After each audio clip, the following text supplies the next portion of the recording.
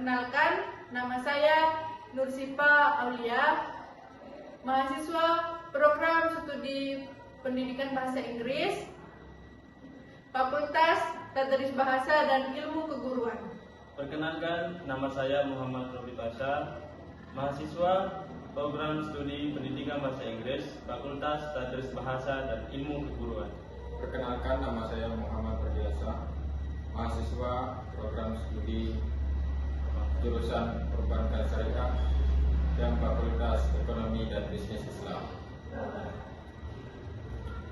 Pada kesempatan kali ini, kami akan menyampaikan video mengenai pendidikan anti korupsi dengan tema Membangun generasi jujur dan anti korupsi. Selamat menyaksikan.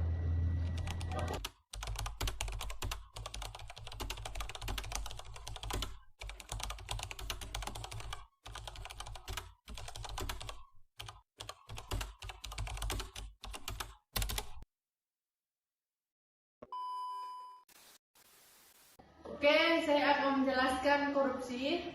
Korupsi merupakan salah satu masalah yang masih menjadi perhatian di Indonesia.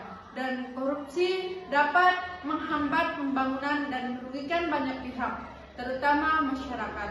Nah, menurut Undang-Undang Nomor 31 Tahun 1999 yang telah diubah dengan Undang-Undang Nomor 20 Tahun 2001 tentang pemberantasan tindakan pidana korupsi. Korupsi merupakan perbuatan melawan hukum yang dilakukan untuk memperkaya diri sendiri, orang lain, atau kelompok tertentu yang dapat merugikan keuangan negara ataupun perekonomian negara. Secara sederhananya, korupsi adalah penyalahgunaan jabatan, kekuasaan, atau kepercayaan yang diberikan kepada seseorang untuk memperoleh keuntungan pribadi. Nah, pendidikan anti korupsi sangat penting untuk ditanamkan sejak dini karena dapat membentuk karakter yang jujur, disiplin, bertanggung jawab, dan peduli terhadap kepentingan bersama. Sebagai mahasiswa, kita juga memiliki peran penting dalam mencegah korupsi dengan membiasakan perilaku jujur dalam kehidupan sehari-hari. Oke, selanjutnya teman saya akan menjelaskan faktor penyebab dan dampak korupsi.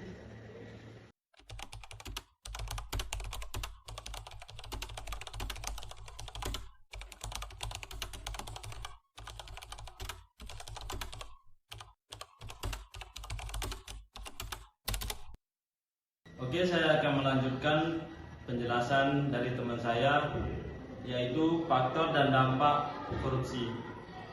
Korupsi dapat terjadi karena berbagai faktor. Salah satunya adalah kurangnya integritas dan kejujuran dalam diri seseorang. Selain itu, sifat serakah, keinginan untuk hidup mewah, serta lemahnya pengawasan juga dapat menjadi penyebab terjadinya korupsi. Kurangnya pemahaman mengenai dampak buruk korupsi juga dapat membuat seseorang menganggap korupsi sebagai hal yang biasa. Padahal, korupsi merupakan tindakan yang merugikan masyarakat dan negara.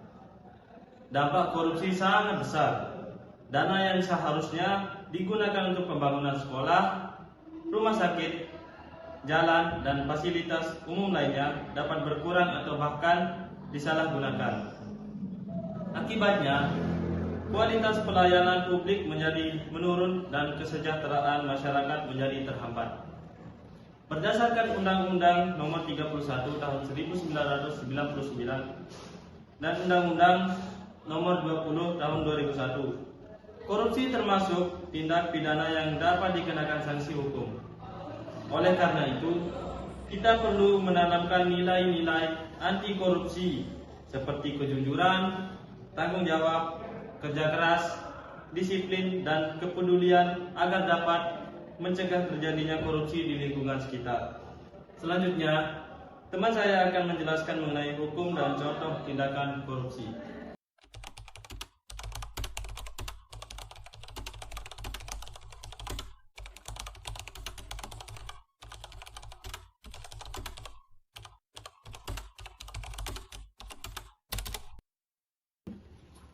Oke, saya akan menjelaskan hukuman dan contoh tindakan korupsi. Untuk memberantas korupsi, Indonesia memiliki berbagai peraturan hukum yang mengatur tentang tindak pidana korupsi. Salah satunya yaitu Undang-Undang Nomor 31 Tahun 1999 yang telah diubah dengan Undang-Undang Nomor 20 Tahun 2001. Pelaku korupsi dapat dikenakan hukuman berupa pidana penjara, denda, pembayaran uang pengganti kerugian negara, dan sanksi lainnya sesuai dengan ketentuan yang berlaku. Beberapa contoh tindakan korupsi yang sering terjadi antara lain menerima suap, menyalahgunakan jabatan untuk kepentingan pribadi, menggelapkan uang negara, dan memanipulasi anggaran agar memperoleh keuntungan tertentu. Sebagai mahasiswa, kita dapat berkontribusi dalam mencegah korupsi dengan memulai dari hal-hal sederhana, seperti tidak mencontek saat ujian, tidak memalsukan data, tidak melakukan plagiarisme, serta selalu bersikap jujur dan bertanggung jawab. Walaupun terlihat sederhana, kebiasaan baik tersebut dapat membantu membentuk karakter yang berintegritas dan anti korupsi. Mari kita bersama-sama menjadi generasi yang jujur, bertanggung jawab, dan berani menolak segala bentuk korupsi demi masa depan Indonesia yang lebih baik. Demikian video yang dapat kami sampaikan. Kami mengucapkan terima kasih kepada Bapak dosen pengampu mata kuliah PKWN dan anti korupsi, yakni Bapak Muhammad Agus Satriawan MPD. Dan semoga materi yang kami sampaikan dapat bermanfaat. Kami memohon maaf apabila video yang kami sampaikan terdapat kesalahan dan salah pengucapan dalam video tersebut. Sekian dari kami. Wassalamualaikum warahmatullahi wabarakatuh. Labana al Yaw Ready.